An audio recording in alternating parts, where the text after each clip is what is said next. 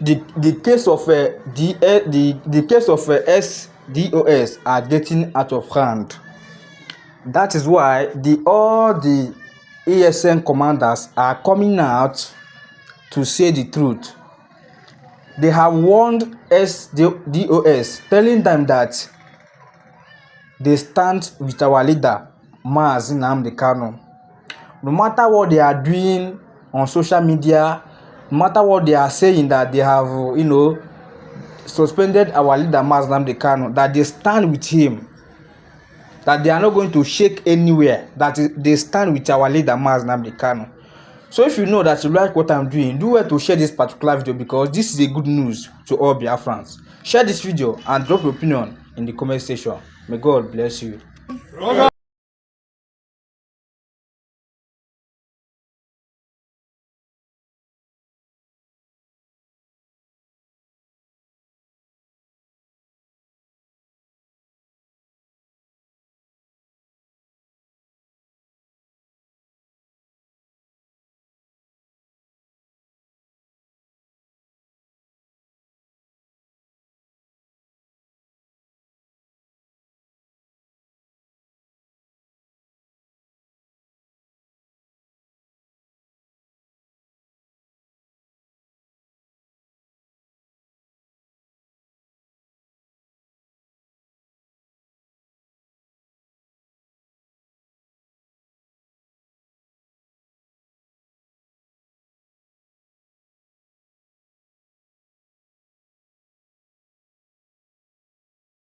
Network, ESN, 19 June 2026.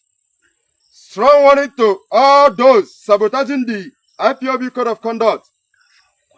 The Eastern Security Network, ESN, has watched with grave concern the recent actions of certain individuals who have chosen to undermine the IPOB Code of Conduct and they challenge the constitutional authority of the Supreme Leader of the indigenous people of Biafra, IPOB.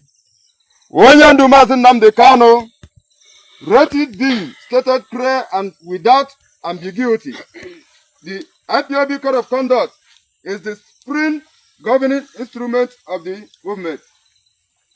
It is our constitution, our guide, and the foundation upon which organizational discipline, command and control, and the authority rest. Under that code, the power to appoint, suspend, dismiss, or dissolve principal officers reside exclusively in the office of the Supreme Leader. No coordinator, principal officer, committee, or dissolve administration possesses the authority to suspend, remove, or challenge the office of the Supreme Leader. The recent action and the statement issued by members of the dissolved third administration of the Directorate of State are therefore non-void, unconstitutional, and of no effect whatsoever. IPOB is not Nigeria. Those behind this unfortunate spectacle appear to believe that IPOB operates like the Nigerian political system, where constitutional provisions are ignored and the individuals assume power that do not belong to them. They are mistaken. IPOB is not Nigeria. Within IPOB, rules matter, command and control matter, authority follows from the established constitution structures, not from personal ambition or power grabs. IPOB operates under a clear command and control structure. IPOB is not an organization where authority is subject to debate or personal interpretation. IPOB operates under a written code of conduct and a clearly defined command and control structure established by the Supreme Leader, Onyendu Mazi Nnamdi Kanu. Every member, officer, coordinator, and the administrator derives his authority from that structure and they remain subject to it. The office of the Supreme Leader is the highest authority within IPOB. His directives are bind on all members. There is no competing center of authority and no provision in the code permitting any individual or group to suspend or overrule the Supreme Leader. We are under one command and the supreme authority of Nnamdi Kanu, and that too is set in stone until only he says otherwise. A sacrifice that must never be forgotten. When nobody cared about the survival of our people, Nnamdi Kanu formed IPOB and set up ESN. It is because of his courage that our ranks has fared better than most regions under Fulani Janjaweed sustained attacks. For any man born of a woman to choose this time to attack the dignity of the office of the Supreme Leader is a sacrilege and will never be forgiven. Those that dream they can remove or insult his office with such useless statements must be smoking drugs along with their political masters, like Chukuma Sorudo, who is their chief sponsor, wanting to sabotage us at a time when our people continue to face insecurity and the internal threats. Internal acts of indiscipline constitute a direct. The Nigerian police force said that the viral claim that some persons were released after Chief Sunday Igboho's warning to the terrorists and also to the palace of the Fundanis where he went to, that the claim that people were released is false. Now, this is stepping up a controversy, and I have looked into it. I understand one thing, that yes, people were released after the warning, but there are also so many people who were kidnapped in different places, and including close to that Igboho community, of which others have not been released. So Nigerian police force is saying that there are people who have not been released. So the viral claim that some people were released is false. But the other way around, some persons were released and the victims are still available for interview. So this is what we are going to look into. But before we go into that, there is another issue of Sultan of Sokoto acquiring more oil wells to the one he already have. Before, I only know that Sultan of Sokoto have about 23 oil wells in the Niger Delta. That is what I saw in the newspaper, that he said he only have 23 oil wells. Then the news also came that he have acquired 20-something oil well again, making it 40-something. And a lot of people are talking about that, like, why would Sultan of Sokoto be having up to 40-something oil well in the south? Only of Ife, Obi of Onisha, Azagba of Asagba, to mention but few, Obi of Agbo, Olu of Wari, Oba of Bini. All these people don't have a good mile in Zamfara State. They don't have a good mile in Niger State. They don't have a good mile in Bauchi State. They don't have anything at all in the north. Why would Sultan of Sokoto have 40-something oil well? That is what this man, General Sabuja, is saying. So listen to what he said. Let's come back to issue of Sunday Igboho, what transpired. See only Sultan of Sokoto, he get 40-something oil well. Something will belong to us. Sultan of Sokoto, only get 40-something oil well. Something will not belong to us. How many people with Niger Delta get how many oil well? Oh, no, not to Yoruba. Not to Yoruba. Why we don't talk? Make we talk Aresa. Make we talk Peter. Make we talk Jailer. Make we talk Bayam. Make we talk the killer wanted. And I wanted itself, they sweet me. When you talk that the killer wanted, they do me like honey. It they sweet me. I like him, I love him. On that the killer wanted, Aresa, they sweet me. And then they carry us along. Turn us to slave. Turn us to houseboy, housemate. Everything on that. Can you watch a lika? Can you bawa lika? Uche chuku geme. Anoga dika olebube. Name. One name. My follow Igbo. Abi Igbo man. You like him, you don't like him. How more for Igbo. Good morning, everyone. This is Monday, June 22nd, 2026. After what transpired about the Fulani group and Sunday Igboho, remember that yesterday I reported that so many Fulani groups are warning the federal government and Oyo State Governor Makinde to go and warn Sunday Igboho not to fight the Fulani militias, terrorists who are terrorizing the communities around there. Now, listen.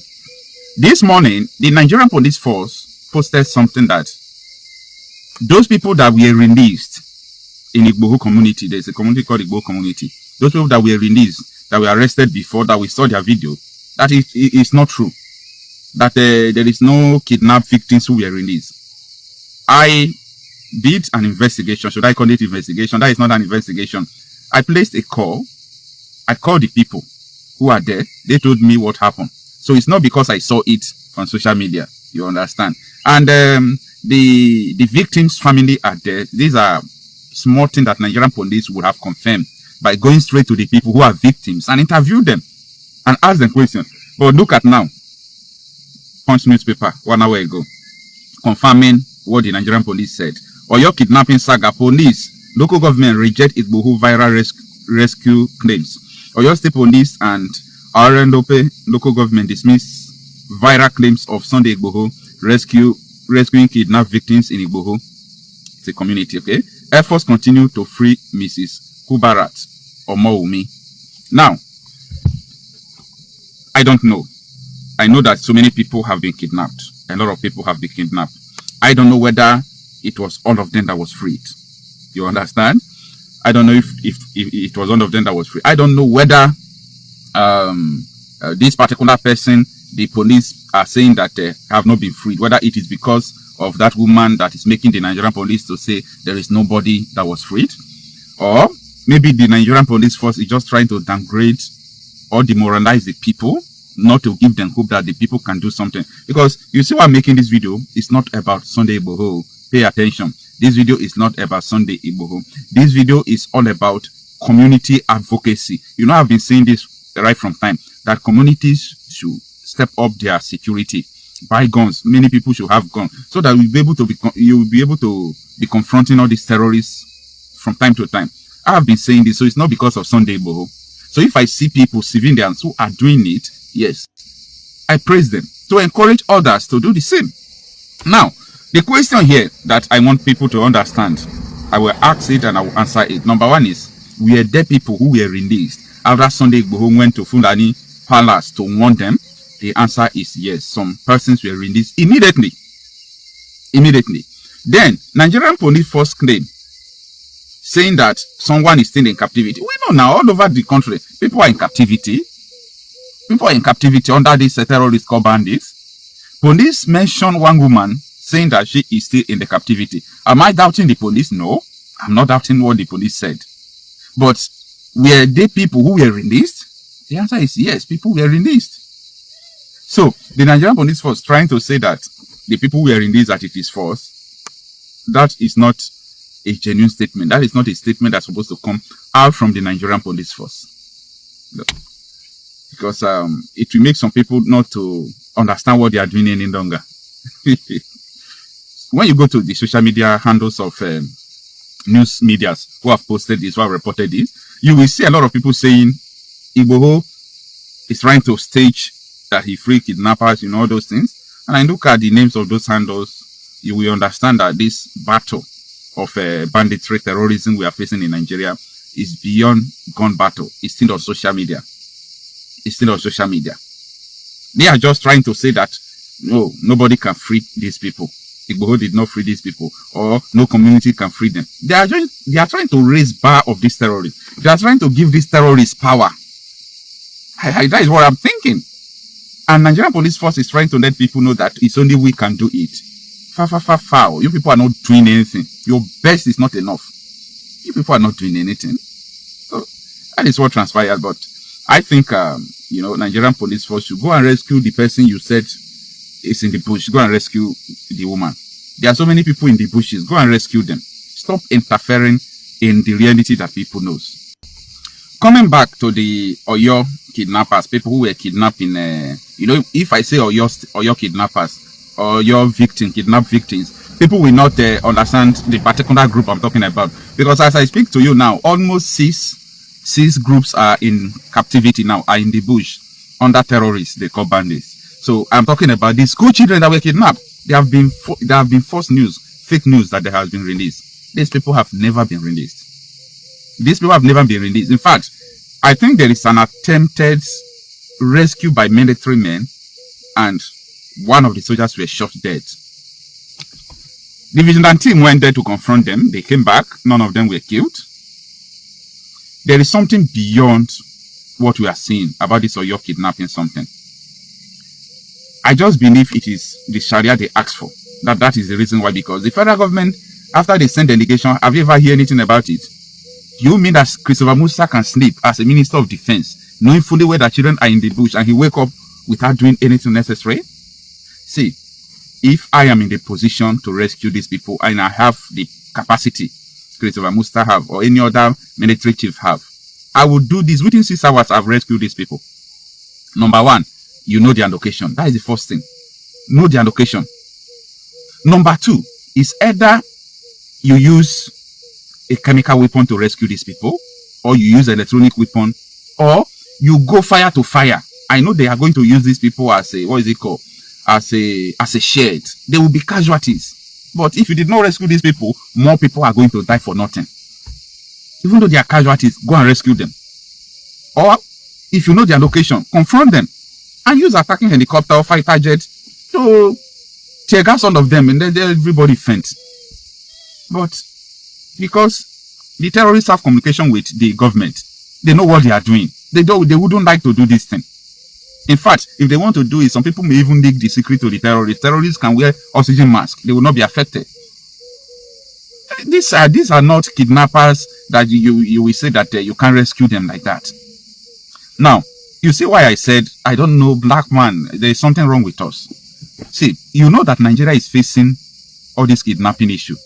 As a Ministry of Defense, what you are supposed to do, you're supposed to have advanced in rescue mission. Advanced rescue mission. That is what all of you are supposed to have studied. It is very easy, easier than you think. This is in your country, in your territory. I read so many rescue operations by Israel. Israel came to Africa, is it not, in Uganda, so many years ago to rescue just one person. Look at how the US Navy SEAL went to Nigeria border with Niger to rescue one American. They don't care. Look at during Iran war when that plane crashed and 2 pilots survived. Look at how American Navy SEAL enter inside Iran when war was going on, rescued the people who were down there, take them out of America, out of Iran again. These are the people who value their citizens. But look at what is going on. They just leave these people here. They leave them there. The capacity is there to rescue these people. If you don't have the capacity, and now people have capacity to do it, you people should get out of there. These are the reasons why we always demand for a sovereign nation. We have always believed that if Nigeria divides into so many places, all this nonsense will stop. All this nonsense will stop. Even though you walk towards Christopher Musa and tell him what to do, he can't do it because he is going to offend people. Shall we continue like this? No. But if we have our own country, for example, let me say we have our own separate country, what we are supposed to do is this. Those people will be rescued within 24 hours. By the way, the first thing is that such a thing wouldn't have happened. Such a thing will not take place if we have the sovereignty to protect them and all those things. Such a thing will never take place. But if, in the case of necessity, let me say such a thing now took place and those people are seen in the bush, what we are going to do is that within 24 hours, we will rescue them. We will rescue them because we will have both the authority, both the money, both the power to acquire what we want and rescue these people. No. Even though you want to even do real life surveillance in Nigeria, Nigeria have the money to do it. Real life surveillance. No. Nigeria is not sustainable.